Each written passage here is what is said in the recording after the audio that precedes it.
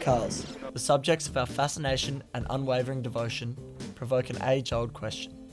Why does our deep passion for these machines resonate so strongly? Whether they are our daily companions, race cars burning rubber on the track, show cars shining under spotlights, or passion projects built with love and dedication.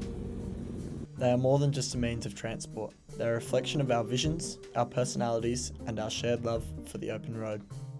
For some, cars are just a daily necessity, carrying us from one place to another. But for others, they become so much more. A canvas for self-expression, a catalyst for adrenaline-fueled excitement, or a gateway to endless possibilities.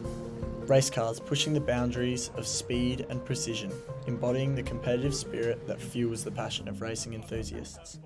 Show cars, meticulously crafted and detailed, captivate us with their flawless beauty, each one with a unique styling, a testament to the creativity and craftsmanship of their owners. Then there are the passion projects, born from a deep love for automobiles. These are the vehicles that are painstakingly restored, modified, and transformed. They are the embodiment of dreams turned into reality, a labour of love that binds car and owner together. Sorry, I'm Henry. Henry, Steve, mate. Steve. Yeah. So, Steve, tell me about your Riviera. So this is a 1968 Buick Riviera, originally my dad's car. He bought it in 2004. He didn't tell me he was buying it, he just rocked up one day and said, I'm buying another car. I think it was his 40th car he'd bought in his lifetime. 40th? Yeah, this is the last car he had before he passed away. And yeah, so I've had it ever since, and it probably won't leave the family. Yeah, so the background is obviously Buick's, not a big name in Australia. Obviously in America, it's part of the GM branch of families. It's an unusual car in Australia. There's not a lot of it, and because this is a GS, it's a bit like it's a few more features, and they only made 6,500 of them back in the day. So 48,000 all up, but only 6,500 of this particular model. So basically, Dad saw it in the trading post back in the day, and he came down and he said, "Oh, I just saw this car. I think I'll buy it." And I went, "Oh, wicked! I've never heard of them before." So we went, and that day we actually went there and picked it up.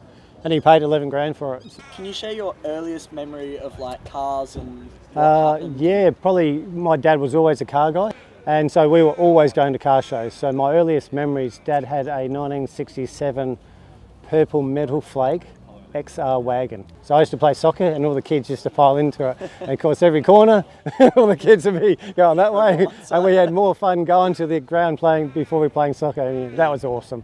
So would you say like being part of this community has brought you towards people? Have you made friends? Oh yeah, absolutely. Yeah, I mean I went to America 10 years ago, and one of my best memories was this guy stayed at his house for a weekend.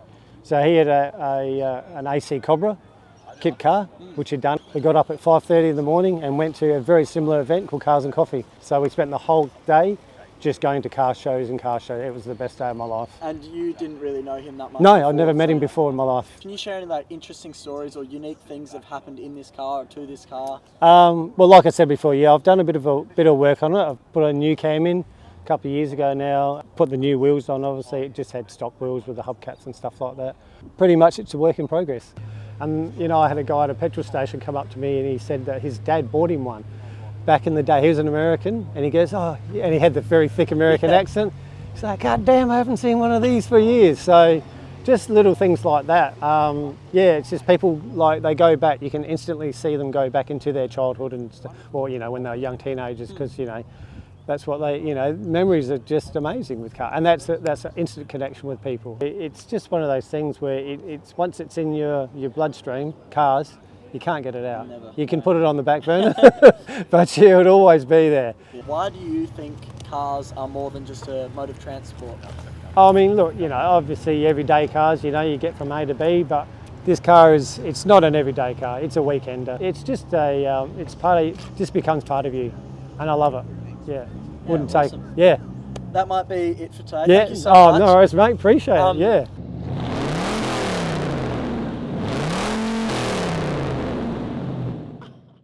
So it's a 1984 Toyota Corona Vanti, so top of the range, which comes with power steering, 4 speakers, front and rear. I've had it for coming up 4.5 years. Literally bought it bone stock and done what it is now. What's like the history of the Corona? Like, what are they? So what I've taken from it is pretty much more of a family sedan. compared to like the Corollas, where they were like more of a smaller car for city traffic.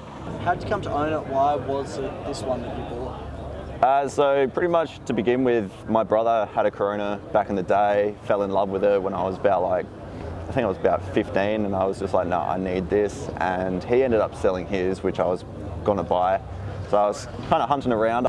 This came along out north in Elizabeth. I was a little bit hesitant, but had a blown motor, but it had like heaps of new parts on it. So I was like, well, if it's just a motor, it's a good like first project that me and my dad can do. So I was like, you know what, I'm going to jump on that. Can you share your like earliest memory with this car? Pretty much it began with taking it to a workmate's shed who said he was going to help me fix it, and that just ended up being, just fell through. The guy was just being a wanker about it all.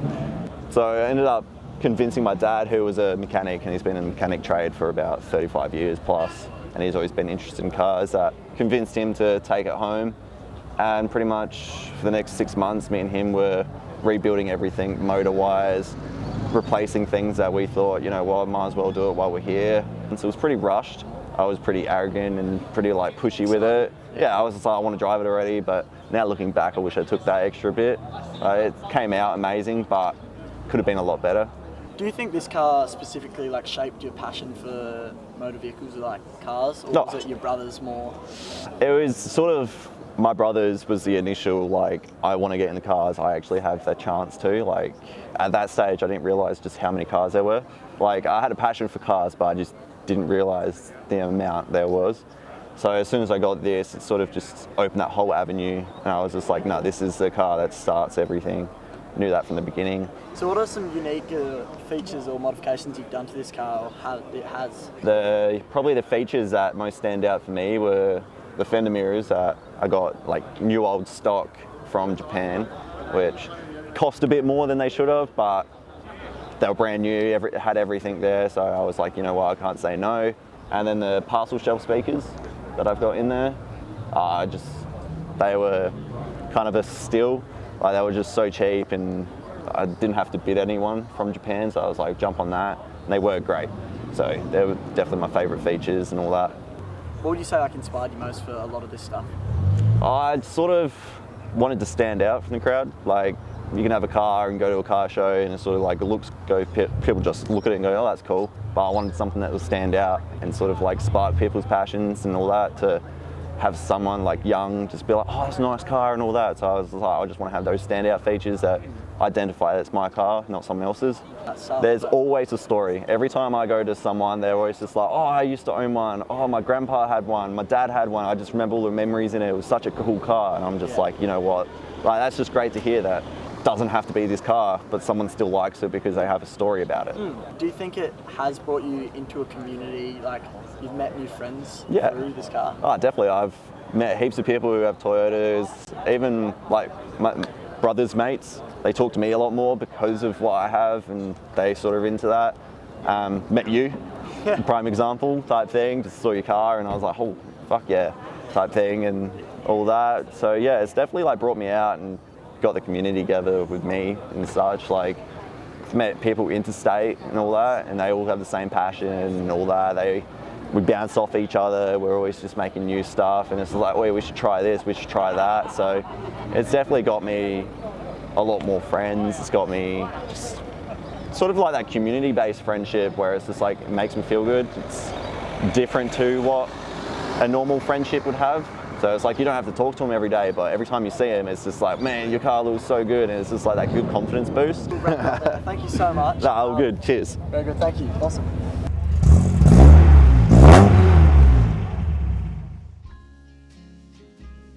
In the captivating world of engines and wheels, where strangers transform into friends through a shared passion, we find that every car carries a distinctive story.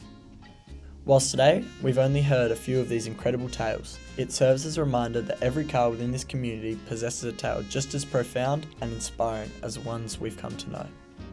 These cars are more than mere machines, becoming vessels of dreams, aspirations, and the unbreakable bond that weaves the automotive community together.